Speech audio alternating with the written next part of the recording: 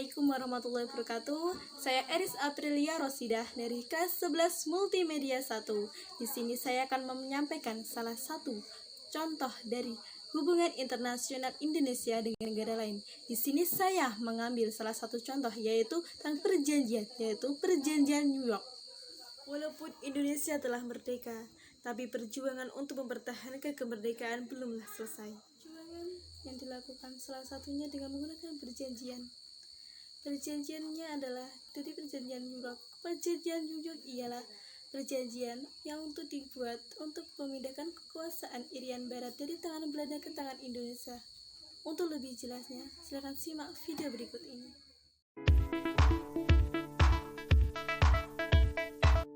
Perjanjian New York ialah perjanjian yang dilakukan dalam rangka memindahkan kekuasaan atas Irian Barat dari tangan Belanda ke Indonesia.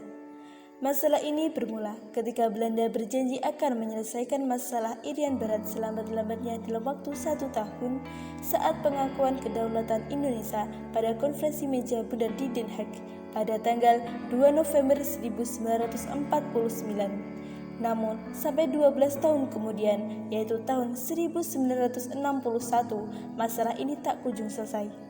Hal ini membuat Republik Indonesia mengambil langkah-langkah penting dalam rangka membebaskan Irian Barat dari tangan Belanda.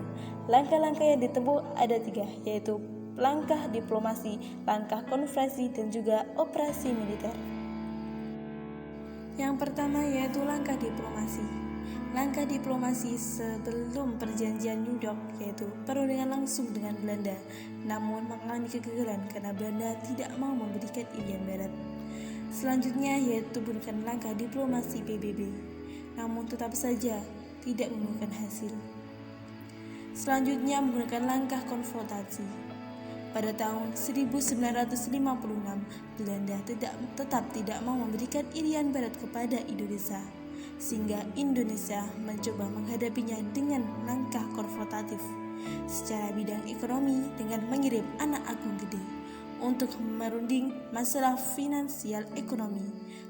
Namun ditolak oleh Belanda di Jeneva pada tanggal 7 Januari 1956, sehingga pada tanggal 13 Februari 1956 Kabinet Burhanuddin Harahap membubarkan Uni Indonesia Belanda secara sepihak. Selanjutnya yaitu langkah operasi militer. Operasi militer ditempuh karena cara damai yang dilakukan Indonesia semua telah gagal. Operasi militer dilakukan dengan terbentuknya Trikora dan pembentukan Komando Mandala dalam rangka perebutan Irian Barat. Setelah semua langkah telah tidak membuahkan hasil, maka Ewell Bunker melakukan sebuah pertemuan yang menghasilkan perjanjian New York yang ditandatangani oleh Subadrio sebagai Menteri Luar Negeri Indonesia dengan Van Rooyen dan Schoonmaas sebagai delegasi Belanda dan disaksikan oleh Sekjen PBB saat itu Hugh Tang dan Ewell Bunker di markas besar PBB yaitu di New York, Amerika Serikat pada tanggal 15 Agustus 1962. Selanjutnya yaitu hasil dari perjanjian New York. Perjanjian New York yang pertama adalah pemerintah Belanda akan menyerahkan Irian Barat kepada penguasa pelaksana sementara PBB atau UNTEA atau United Nations Temporary Exclusive Authority pada tanggal 1 Oktober 1962. Selanjutnya yang kedua, pada tanggal 1 Oktober 1962, bendera PBB akan berkibar di Irian Barat berdampingan dengan bendera Belanda yang selanjutnya akan diturunkan pada tanggal 31 Desember untuk digantikan oleh bendera Indonesia didampingi bendera PBB. Yang ketiga, yaitu pemerintah UNTEA berakhir pada tanggal 1 Mei 1963. Pemerintahan selanjutnya diserahkan kepada pihak Indonesia. Yang keempat, pemulangan orang-orang sipil dan militer Belanda harus sudah selesai pada tanggal 1 Mei 1963.